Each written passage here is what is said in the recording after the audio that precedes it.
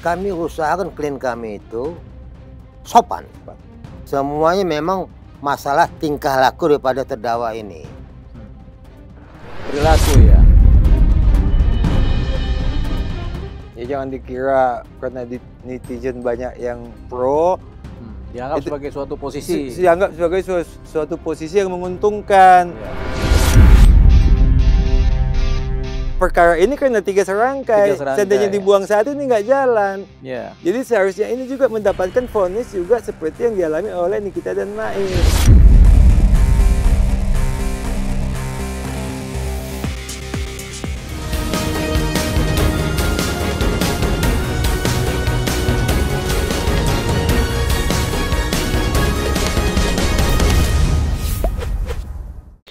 Selamat malam pemirsa cumi-cumi.com. Kali ini kita kembali dengan spesial interview. Saya sebagai host tamu dan di depan saya ini ada Bang Surya dan Malam. Bang Robert. Selamat malam. Kedua mereka ini adalah para pengacara dan adalah pengacara dari Risa Gladys. Di malam hari ini kita akan bincang-bincang mengenai soal tuntutan jaksa yang menuntut Nikita Mirzani 11 tahun ancaman hukuman ya. 11 tahun. Gitu. Jadi ini kita akan melihat dari sudut pandang dari para pengacara korban yaitu Risa Gladys. Kita mulai dengan Bang Bang Surya ya. Ya. Bang Surya, bagaimana pandangan mengenai tuntutan jaksa yang kemarin dibacakan itu 11 tahun penjara buat seorang Nikita Mirzani? Baik, terima kasih Bang Dolipa. Ya. Assalamualaikum warahmatullahi wabarakatuh. Selamat malam dan salam sejahtera buat kita semua.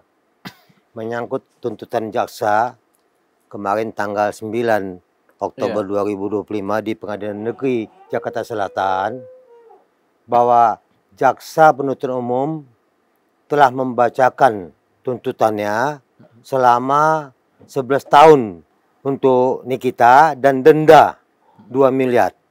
Sementara untuk Mail itu tuntutannya 7 tahun dan denda juga 2 miliar.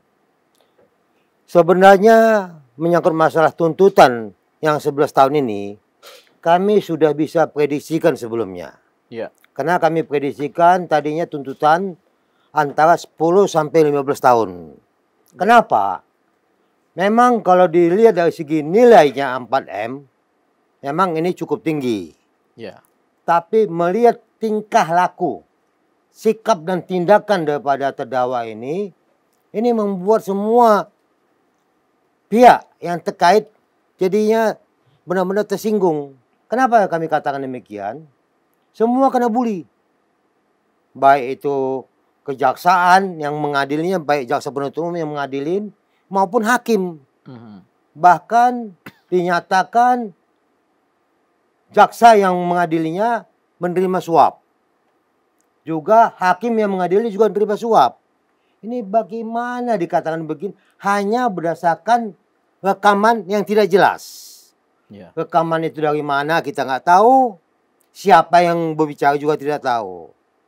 Akibatnya, ya sebagai manusia tetap aja tersinggung, ada ketersinggung. Itu satu. Kedua, belum lagi yang lain-lain. Masih banyak akrobat hukum yang dilakukan oleh terdakwa ini. Ada juga demo di pengadilan. Ya. Ada lagi sikapnya mensepelekan pengadilan.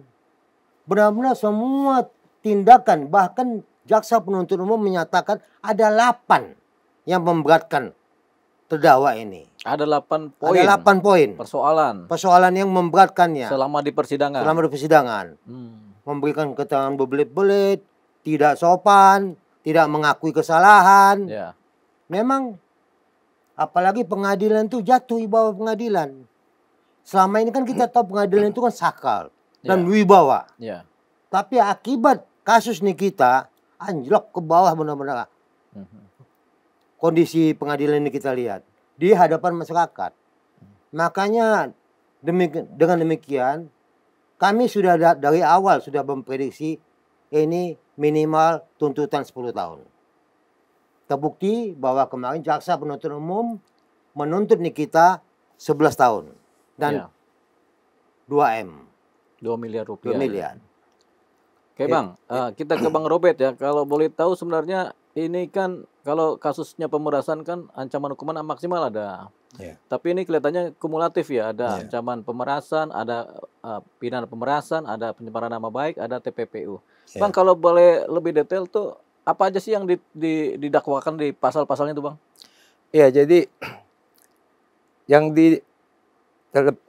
kalau pasal kan Undang-Undang ITE sama pasal 369 KUHP. Iya. Ya. Kemudian di kumulatifnya di TPPU. Ya, TPPU. Pasal 3. Kemudian masalah tuntutan Ancaman hukuman berapa tuh Bang paling tinggi? ya Maksimal. TPPU bisa 20 ya. 20 tahun ya. Iya, Jadi 20 tahun. anggap aja ancaman hukumannya 20 tahun itu ya. Iya, ancamannya 20 tahun.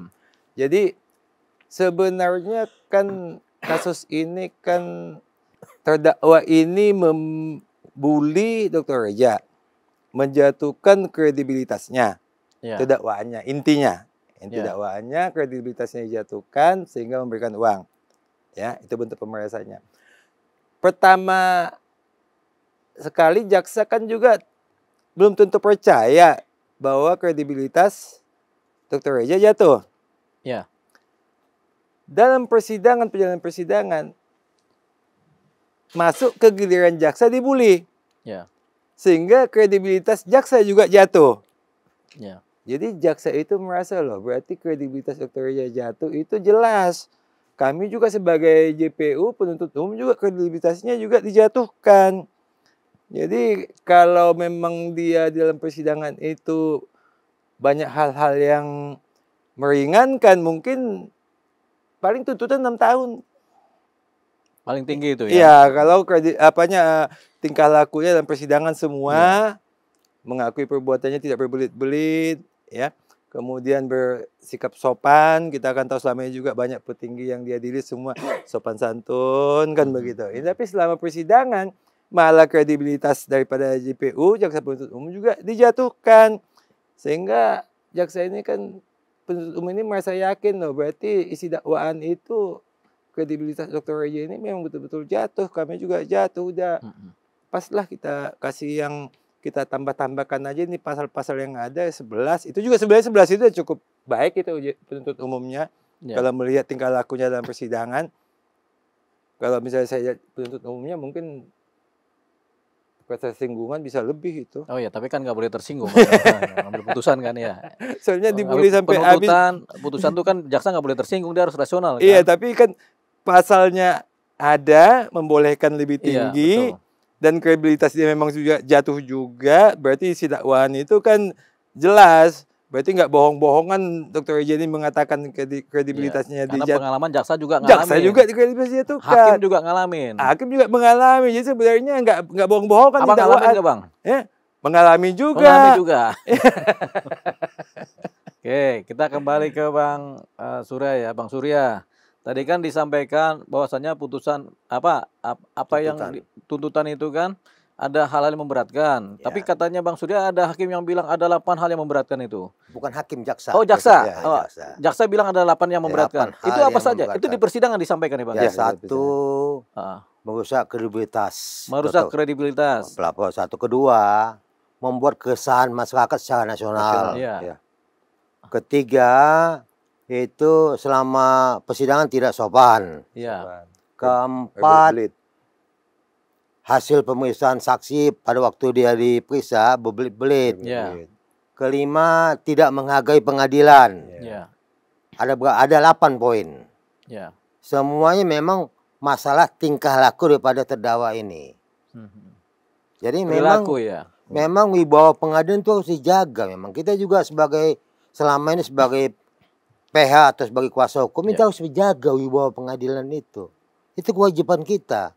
Karena kalau kita tidak menjaga wibawa dan kesakal pengadilan, ya bagaimana Indonesia ini mau kita tegakkan hukum ini gitu loh.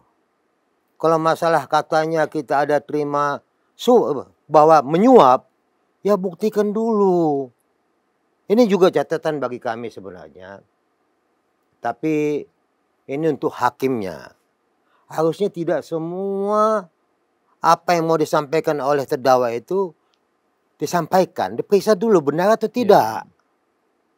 Kita kan nggak tahu apa isinya, tiba-tiba disampaikan, diizinkan tanpa terkait dengan kasus ini. Ini sebenarnya jadi suatu catatan. Karena hakimnya terlampau toleran terhadap terdakwa ini, jadinya ya kita lihat bagaimana suasana pengadilan itu. Jadi kayak gado-gado dibikin gitu ya? Kayak permainan gitu. Permainan ya. Itu makanya kan banyak yang bilang nih kita bebas ya. Menurut kami memang betul-betul hakim memberikan kebebasan buat dia. Tapi bukan kebebasan dari hukuman, tapi kebebasan bertindak dalam persidangan. Betul. Ya. Dan hal yang meringankan cuma satu. Bahwa dia mempunyai anak yang masih kecil. Oh, punya keluarga.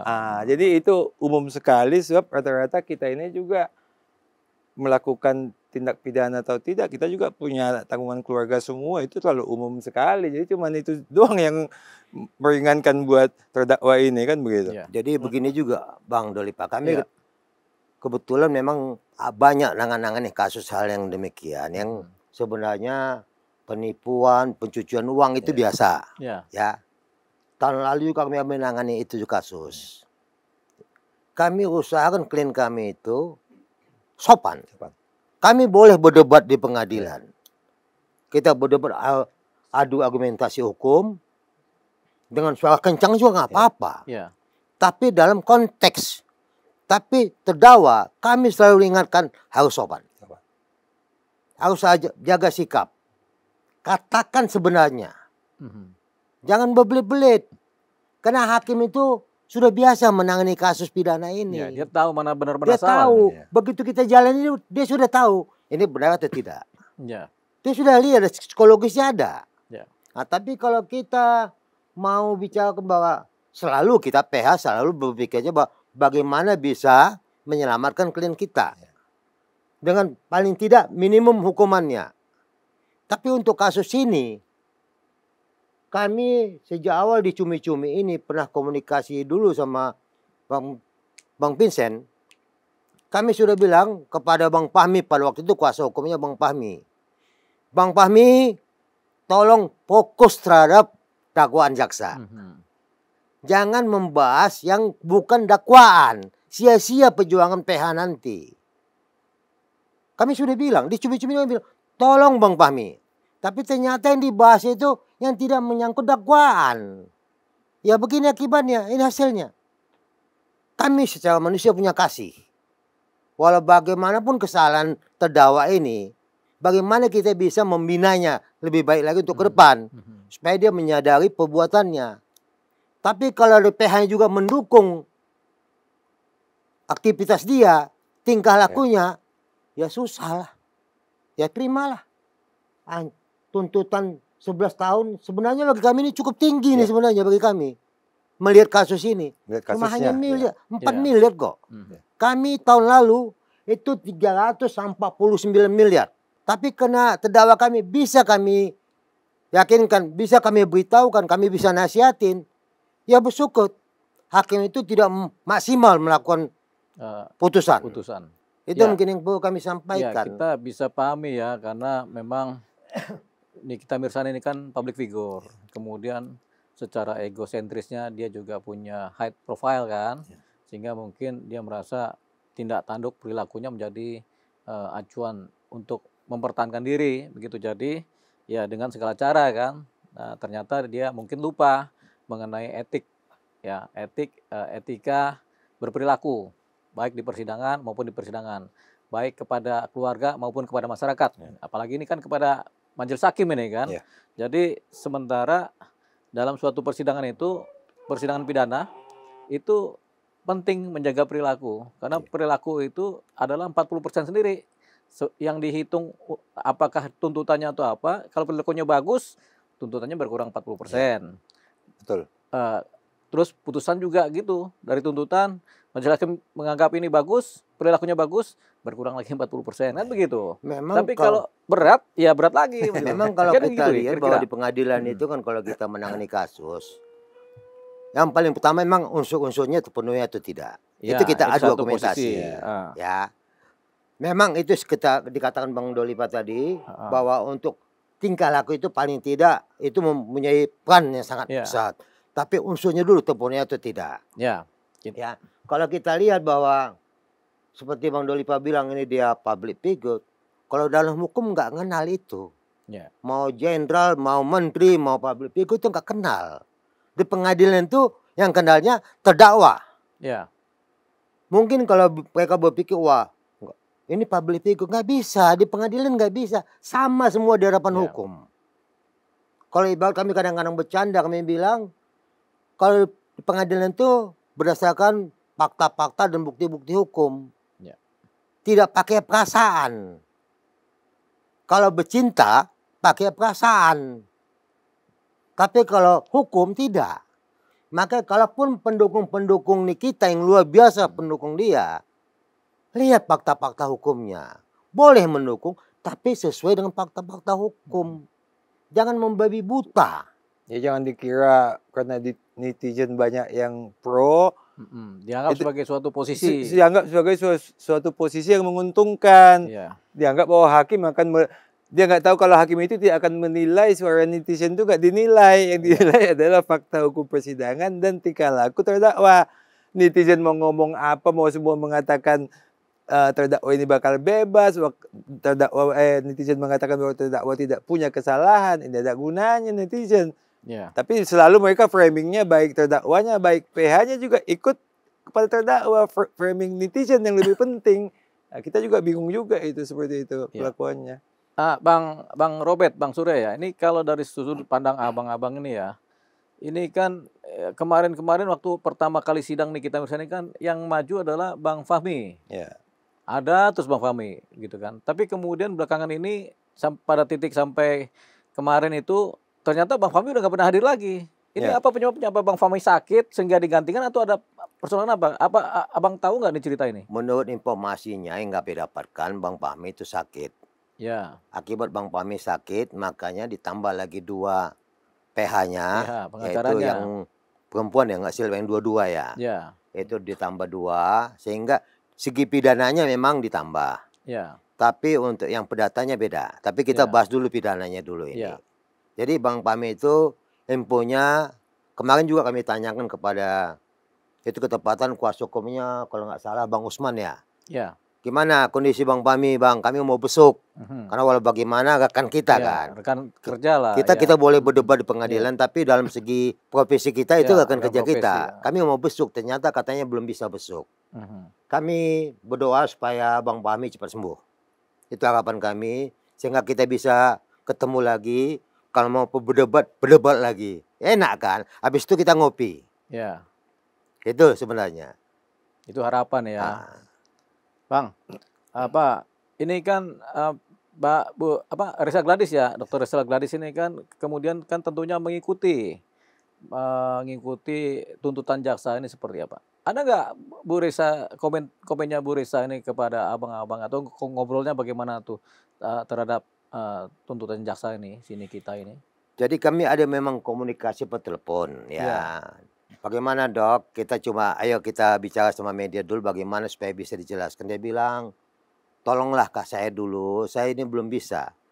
Saya masih trauma dengan bullying ini. Jadi mohon nanti kita cari waktu, kita ketemu, kita bahas sama media. Tapi saat ini memang dia masih mentalnya belum siap ya. Belum siap. Dan kami juga satu ingatkan bahwa bullying ini sangat-sangat kejam. Sangat kejam. Kalau kami bilang bullying ini di atas tingkat pembunuhan. Kenapa kami bilang? Hanya dengan jari tangan bisa mengubah isi dunia ini. Kami harapkan kepada yang ikut-ikut bermain di media sosial, tolong jaga jari tanganmu. Karena kami bersama tim semua, termasuk dengan klien kami, setelah ini putusan pengadilan dibacakan oleh majelis hakim, kami akan mengevaluasi semua sosial media yang menjelek-jelekkan Dr. Reja, yang memfitnah, yang mencemarkan nama baik dia. Jika ada yang kami dapatkan kelewatan batas, maka kami akan mengambil tindakan hukum. Ini nggak bisa didiamkan. Kami harus memberikan pelajaran bahwa jangan seenaknya bermain-main sosial media yang menyakiti hati masyarakat. Ini tidak baik. Perkembangan teknologi boleh kita ikutin, tapi hati-hati. Karena ini tidak main-main. Dampak daripada bullying ini benar-benar menyakitkan. Jadi seorang Reza Gladys kemudian mengalami dampak ini Ya. ya. Jadi kurang sehat lah secara mental Ya. ya. Ya artinya apa namanya down lah ya, lagi down ya. Gitu. Dan untuk tuntutan ini sih bagi Dr. Reza Gladys itu yang penting pelaku kejahatan itu dihukum. Jadi Harapannya dihukum dia ya. tidak terlalu peduli harus 20 tahun apa berapa tahun. Jadi masalah tuntutannya tinggi apa rendah tidak terlalu Yang penting bermasalahkan ke dihukum, sana. ya. Yang penting jelas ada keadilan bahwa kalau ada kesalahan melakukan tindak pidana dihukum. Nah, itu keinginannya ke sana, tidak harus membuat seorang itu ditahan sampai 15 tahun, 20, enggak ke sana pola pikirnya. Yang penting jelas, salah, hukum. Nah, itu dia cukup puas. Nah, Kalau abang sendiri puas nggak kalau dihukum aja salahnya dihukum, masalah putusan ya nanti inilah berapa tahun itu terserah, tapi penting dihukum dulu sama ya aja. kalau bagi kami sebagai advokat ya kita hanya melihat diputuslah sewajarnya sesuai dengan kesalahannya. Cuman karena ada sampai jaksa dibully, hakim dibully, kredibilitas jaksa dijatuhkan, kredibilitas hakim dijatuhkan, marwah pengadilan juga menjadi jatuh. Kayaknya juga ada perlu juga pelajaran penting buat itu gitu loh. Sebagai tambahan supaya nanti ke depan ini pengadilan ini lebih sakral lah, marwahnya dijaga, jangan jadi tempat untuk bercanda-bercanda begitu. Ya. Jadi sebenarnya kami juga secara pribadi kasihan sih kalau dihukum nanti putusan hakim tinggi atau di bawah daripada putusan itu. Mudah-mudahan dengan ada tuntutan yang dibacakan oleh jaksa penuntut umum 11 tahun, begitu terdakwa ini kembali ke tahanan, dia bisa merenungin diri dan introspeksi diri. Mudah-mudahan kalau bisa sholat tahajud juga supaya dia mendapat hidayah. Ya. Karena ini adalah puncak daripada segala-galanya bagi dia. Minggu depan itu adalah nota pembelaan, baik oleh penasihat hukum maupun terdakwa.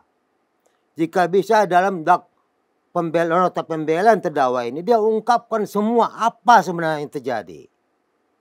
Siapa-siapa yang terlibat di dalamnya. Sehingga hakim itu bisa terketuk hatinya. Oh ya, ini dia sudah menyadari tindakannya. Ingat bahwa tuntutan jaksa masih ada pihak lain yang terlibat. Kami harapkan baik itu Nikita maupun Mail, bukalah bagaimana sebenarnya ini permasalahan. Karena ini selama ini kan masih ditutup-tutupin. Ya. Kami harapkan bukalah. Supaya hakim itu melihat, oh iya sudah ada kesadaran dia membuka sehingga hukumannya ringan. Ya. Itu harapan kami. Menurut abang masih ada pihak lain yang bermain di perkara ini? Di yang dalam sebagai pelaku juga? Di dalam tuntutan jaksa ada. Ada. Ada. Dalam tuntutan jaksa Apa ada. itu isinya bang? Ada. Yang mengatur strategi ini juga dia yang nyusun strategi itu. Tapi belum disebut namanya. Ada disebutkan namanya. Silakan. Dalam dakwaan Coba itu ceritakan itu Pak. tuntutan itu ada 3 serangkai. Ya. Bahwa ada Nikita, ada Mail, tapi di tengah-tengahnya ini ada perantara. Nah. Perantara inilah yang mengatur antara Nikita dengan Mail. Kalau kita lihat sepintas sih 3 serangkai ini seolah-olah ini tidak ada. Tapi sebenarnya kalau yang di tengah ini tidak ada, yang 2 ini nggak jalan. Ya. Jadi sebenarnya Nikita agak sulit mengajari Mail sehingga minta tolong kepada Dr. Oki untuk bicara ke Mail. Jadi Dokter Oki. Dr. Oki lah yang ada di tengah ini. Inilah penghubung antara Nikita dengan Mail. Sebenarnya kalau Dr. Oki tidak ada, mereka yang 2 ini kerjanya susah. Nggak nyambung. Ya berarti kan baru 2 yang diproses hukum ini kan? Ya. Ya kan ini kan hasil dari tuntutan jaksa itu kan. Dalam risalah sebelum tuntutan kan dia ceritakan nih ada 1 pemain lagi yang kemudian belum diproses hukum. Ada nggak begitu dari jaksa? Dia tidak sampaikan ke sana, tapi kalau kami menilai bahwa kalau sampai nanti Nikita sama Mail divonis, ini kan juga wajib divonis ini karena 3 serangkai ini kan kalau ini tidak ada malah tidak jalan ini Ini kata kasus. siapa nih? Kata abang Kalau apa? menurut pandangan kita karena Oh ya. karena di tuntutan ini jalannya perkara ini karena 3 serangkai. 3 serangkai. Seandainya dibuang satu ini nggak jalan. Ya. Jadi seharusnya ini juga mendapatkan vonis juga seperti yang dialami oleh Nikita dan Mail.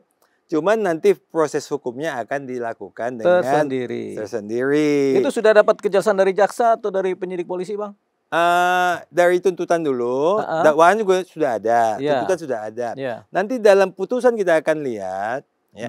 Kalau masih di dalam dakwaan, mungkin masih sedikit lemah. Tapi kalau nanti dikutip oleh hakim dalam pertimbangan hukum, itu akan suatu hal yang dapat kita gunakan untuk melaporkan karena pertimbangan hukum ini kan sudah dipikirkan oleh hakim, tidak hanya mengutip dakwaan.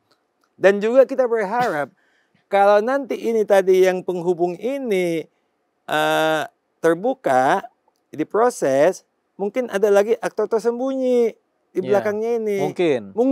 Tapi sementara yang abang sebut Dr. Oki. Yang ada 3 serangkai dalam tuntutan ini Dr. Oki. Karena itu disebut di dalam tuntutan jaksa. Disebut bahwa ini hubungannya bagaimana, yang 3 ini hubungannya jelas. Dan kalau menurut kita sih kalau yang tengah ini nggak ada, yang 2 ini nggak jalan. Kelihatan itu, tidak akan jalan yang 2 ini kalau yang tengah tidak ada. Berarti kan harus sama dong prosesnya. Itu akan proses. Jadi kami menunggu nanti putusan majelis hakim. Dalam putusan ini nanti jelas kalau memang ada dan jelas diarahkan bahwa ada ini semua sesuai dengan tuntutan jaksa, maka kami akan mengambil tindakan juga, melanjutkan kasus ini sesuai mekanisme hukum. Pertimbangan hukumnya kita tunggu. Kita lihat pertimbangan hukumnya nanti. Maka kita nunggu putusan. Apa sih putusannya nanti? Bagaimana pertimbangan hukumnya? Tapi kalau pertimbangan hukumnya tidak menyebutkan Dr. Oki gimana, Bang? Ya kita cari solusi lagi. Tapi kita tetap intinya kita masih menunggu pertimbangan majelis hakim dalam putusannya. Tetap bisa kita pikirkan, cuman lebih enak tadi kalau dia adanya di pertimbangan hukum. Tetap adalah nanti suatu cara untuk memfollow up-nya, tapi kalau dia dalam pertimbangan hukum kan lebih enak lagi, hakim sudah mempertimbangkan kan begitu. Ada satu posisi yang belum diproses, sehingga nanti diproses. Abang-abang lah nanti yang akan bekerja kan. Betul. Ini kan bukan mencari sentimennya kan, tapi memang ada unsur kesalahan atau diduga sebagai pelaku kan. Seperti yang kita katakan tadi, Dr. Reja kan maunya semua yang bermain ini mendapatlah yang setimpal supaya tujuannya sebenarnya satu kan penghukuman ini kan juga untuk ke depan jangan mengulangi dan orang lain juga tidak melakukan hal yang sama kan begitu ya. Jadi penting juga sih ada penghukuman itu. Makanya kami bilang tadi mudah-mudahan terdakwa ini baik Nikita maupun Mail mau cerita lebih lengkap, mendapatkan hidayah supaya mengungkapkan semua kebenaran. Itu maknanya tadi diminta supaya sholat tahajud tadi kan, supaya mendapatkan hidayah. Kan dengan adanya dia mengungkapkan, hakim kan bisa menilai, oh iya ternyata ada ini, ada kesadaran daripada pihak terdakwa, ada mau pengakuan sejujurnya, ya pertimbangan hakim diketok hati hakim itu. Tapi jangan berdebat lagi masalah skincare, produk, jangan. Nggak ada gunanya juga. Nggak ada gunanya lagi. Bang, tapi ini kan ada Nikita Mirzani menggugat secara perdata nih kan. Udah 3 kali dia bikin gugatan, 1 kali dibatalkan, 2 kali dibatalkan, 3 kali dia masih jalan. Sebenarnya kalau kan abang yang digugat juga kan, tentunya abang yang mewakili Risa Gladys kan.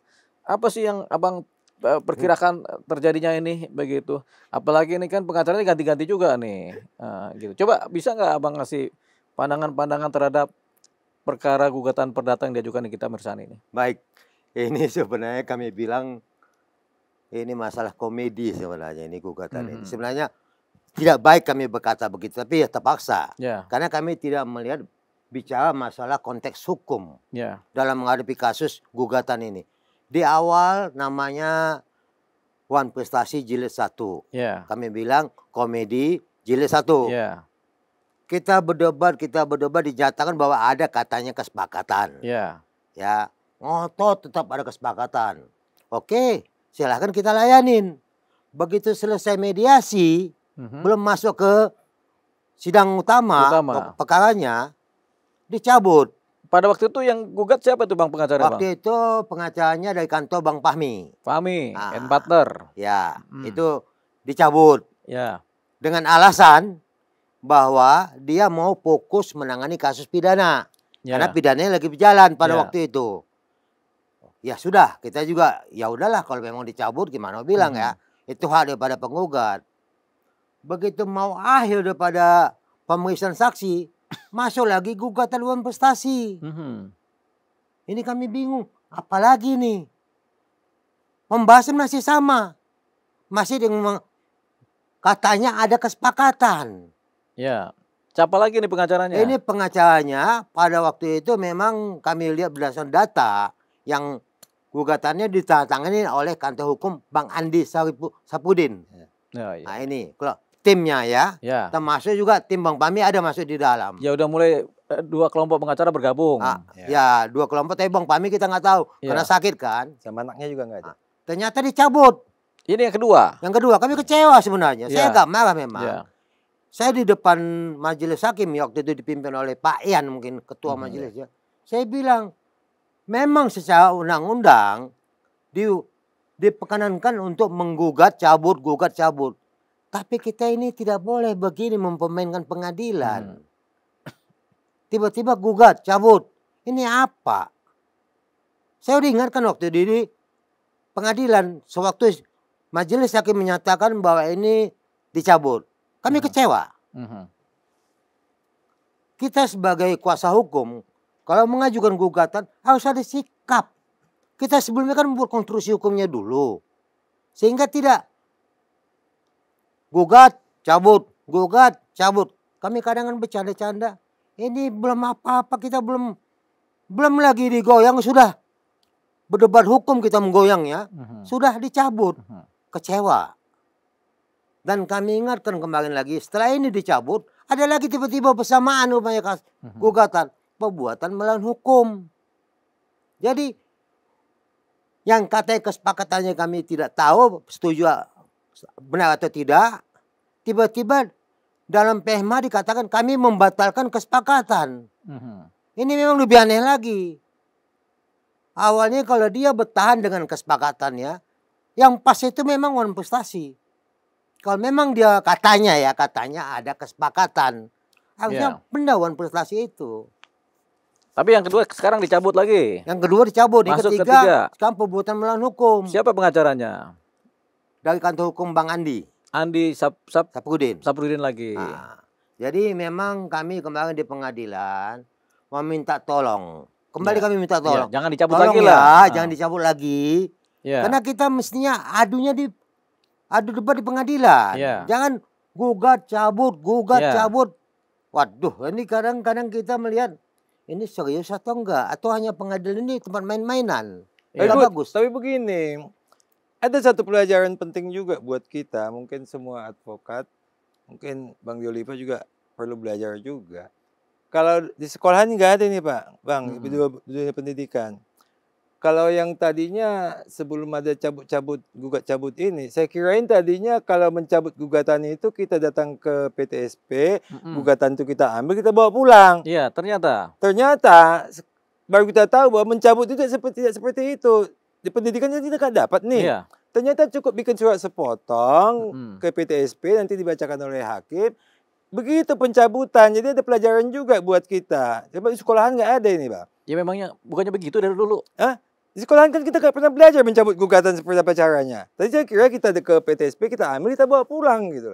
Ternyata nggak seperti itu. Nggak seperti itu Bang. Jadi gini, kalau cabut gugatan itu dari zaman dulu, memang kita bikin surat menyatakan tidak lagi menggugat, ya kita membatalkan gugatan, atau kita mencabut gugatan. Setelah kita mencabut gugatan, tentunya dengan satu surat ditujukan kepada ketua pengadilan, tapi kikinya kepada majelis hakim, ketua majelis hakim. Jadi satu surat itu aja baru dicabut, udah nanti dibacakan memang begitu Bang. Itu Bang aja. Kita kan di pendidikan kan nggak dapat begitu Bang. Taunya kita kan tadinya kita ke PTSP kita ambil balik gugatannya bawa kalau pulang. PTSP gitu. kan model baru tuh, tapi memang. Jadi dari Ini pengalaman kita lah ini, pembelajaran buat kita pembelajaran jadi buat abang pintar ya. kami Ah, untuk ya udah. mencabut, Jadi- pintar untuk mencabut ya. Abang Jadi sudah kami- berapa lama jadi pengacara, Bang? Ya, cukup ya, tapi nggak pernah mencabut-cabut. Oh, nggak pernah cabut. Iya. Jadi sebenarnya begini. Ya, lanjut, Bang. Kalau mau dia mengajukan gugatan, kan harus siapkan dulu konstruksi hukumnya. Iya, konstruksi hukumnya, Harus matang ya. dulu. Apa tujuan dia. Sehingga masukkan gugatan. Mm-mm. Sehingga mari kita berdebat di pengadilan. Menunjukkan masing-masing kita punya fakta-fakta hukumnya. Ya. Di sini kalau kita kalah di pengadilan ya nggak apa-apa, kalah sportif. Kita senang. Makanya kami minta kemarin, tolong kuasa hukum Nikita Ya. yang untuk perbuatan melawan hukum, tolong ya jangan dicabut. Kami kepingin adu debat hukum di Iya. pengadilan. Kalau dicabut juga kan kami sia-sia datang ke pengadilan. Kalau loh. gitu Kami- abang ketika mereka cabut 3 kali abang gugat tuh. enaknya gini. Iya. Kami ingatkan juga bahwa dengan ada PMA ini, kami bisa membuat rekovensi. Iya. Maka kami mohon jangan dicabut supaya kita dapat hukum. Iya. Kami bisa mengajukan rekovensi. Iya. Mungkin kalau nilai dia 240 M, mungkin kami bisa lebih Ya, tinggi. jadi gini, Bang. Ketika gugatan diajukan, abang sudah bisa rekovensi sebenarnya itu. Begitu. Ya nanti kan. Setelah mediasi kan. Nah, Nah, cuman kalau mau masuk kita belum udah cabut lagi kan udah sia-sia susah kan. kan. Begitu. Ini tadinya mediasi cabut. Ya.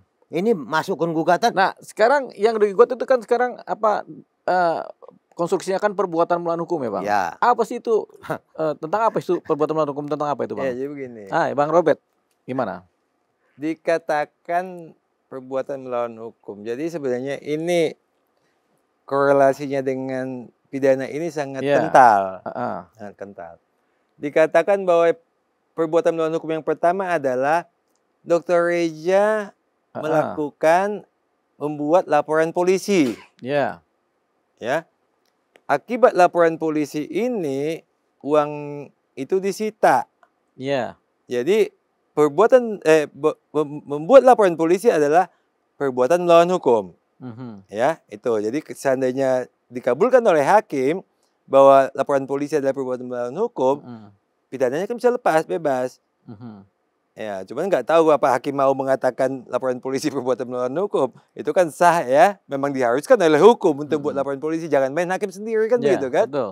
Nah, daripada kita main hakim sendiri, Mhm. lapor polisi yang menangani. Kan Mhm, itu yang mhm, betul kan? mhm. Tapi kata mereka itu adalah perbuatan melawan hukum. Kemudian masalah merekam. Mhm. Merekam ini juga kan dia mengacu kepada pasal 5 ya. Mhm. Pasal 5 Undang-Undang ITE. Ya. Bahwa yang boleh merekam itu adalah penyidik, baik kepolisian, kejaksaan, atau instansi yang berwenang. Nah, sekarang selalu saya kasih contoh. Dalam kondisi keadaan yang damai itu oke, bisa dipahami. Tapi dalam kondisi keadaan terpaksa, ya seperti kita punya di rumah ada CCTV, ada maling masuk ke rumah kita, apakah kita minta izin pada maling? Maling, saya izin ya merekam kamu, karena kamu mau masuk ke rumah saya, mengambil barang-barang di dalam, saya izin dulu rekam. Nanti kalau kamu udah ambil itu, saya bawa ini ke polisi, jadi sah. Saya tidak melanggar Undang-Undang ITE.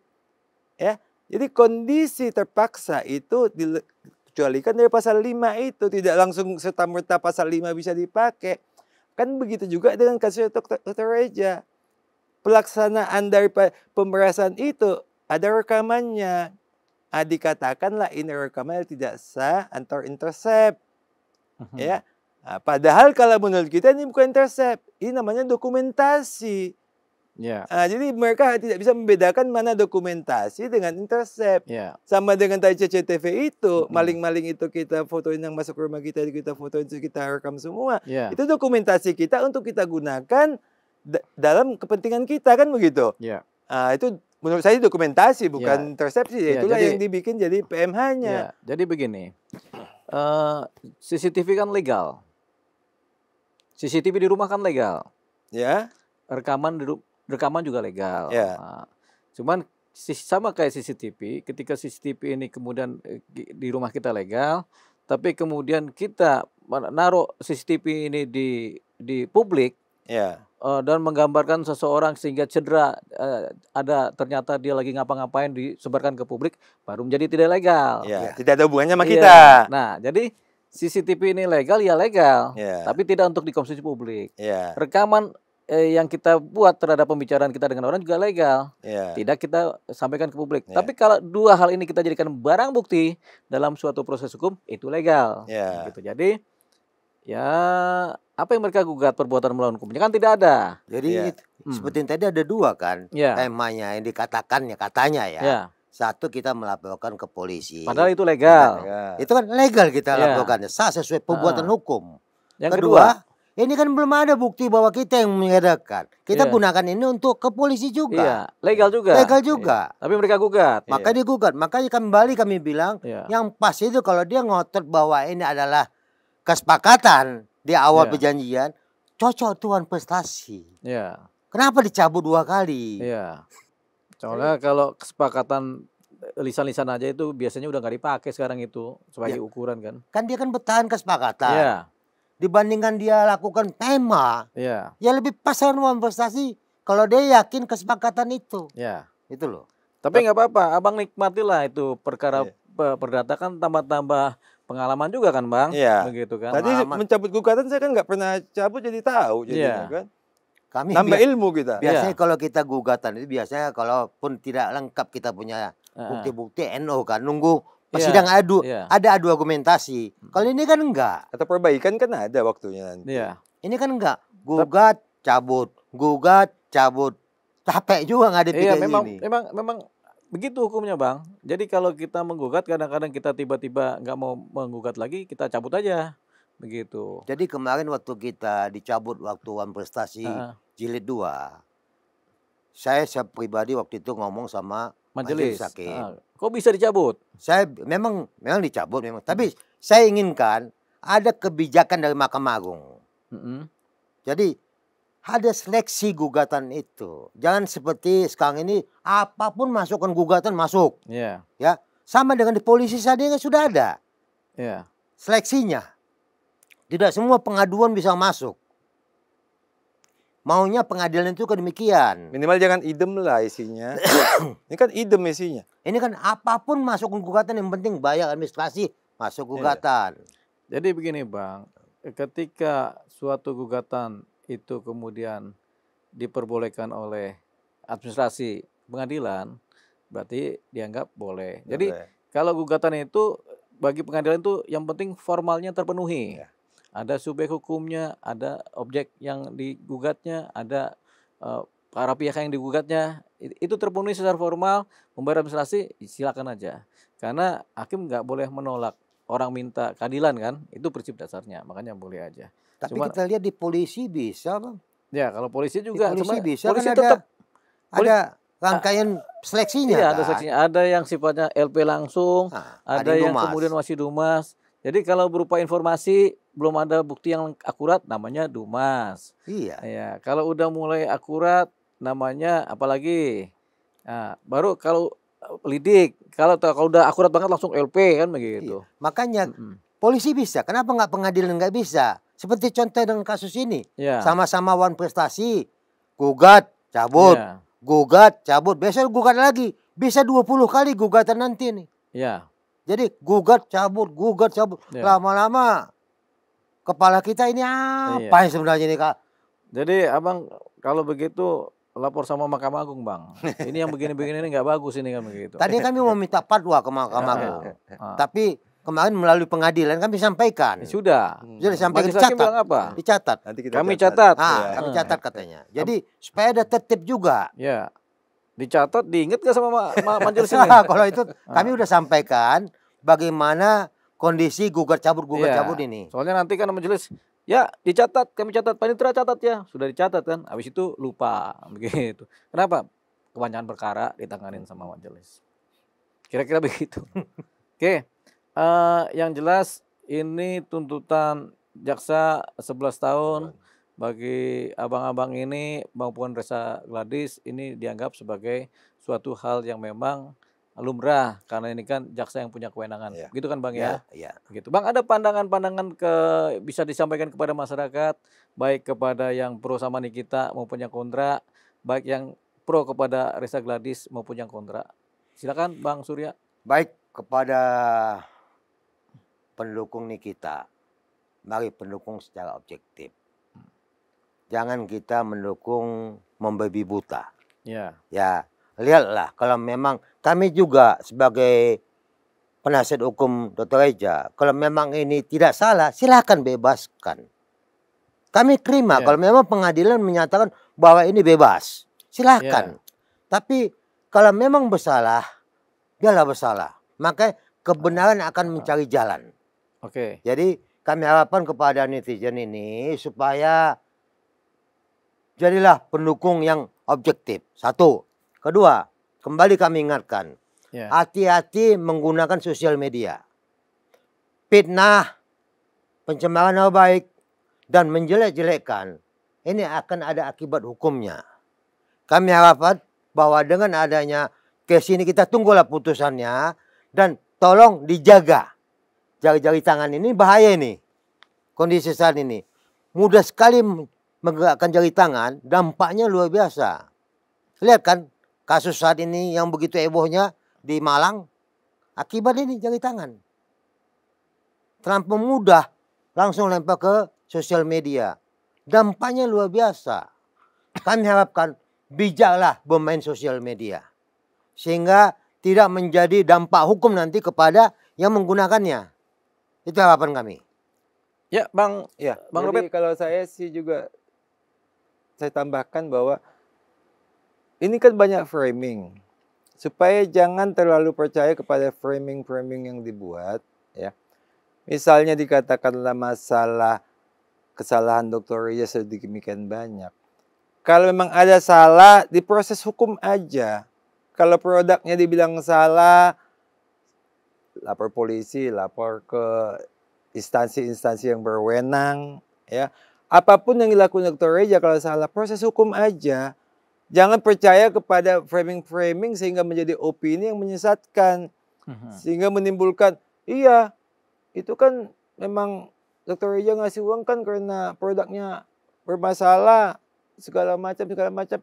Jadi itu framing. Lebih bagus kalau produknya bermasalah, lapor ke pihak yang berwenang, apa ke polisi, apa ke perlindungan konsumen, laporan aja nggak apa-apa. Jadi kami akan siap melayani kalau memang ada laporan, siap kami anggap tidak ada masalah. Jadi jangan percaya framing-framing begitu, silakan yang membuat framingnya membuktikan, laporkan silakan. Kemana dilaporkan kami hadapi, tidak ada masalah. Tapi jangan termakan oleh framing sehingga rusak kehidupan berbangsa bertanah air ini kalau framing dijadikan pegangan hidup. Mungkin itu dari saya. Ya. Ada lagi Bang? Cukup? Ya, pemirsa cumi-cumi.com, ini kita sudah menginterview secara dalam ya, spesial Bang Surya dan Bang Robert yang adalah kuasa hukum dari Dr. Reza Gladys. Terima kasih pemirsa, sampai ketemu lain waktu. Terima kasih, selamat malam.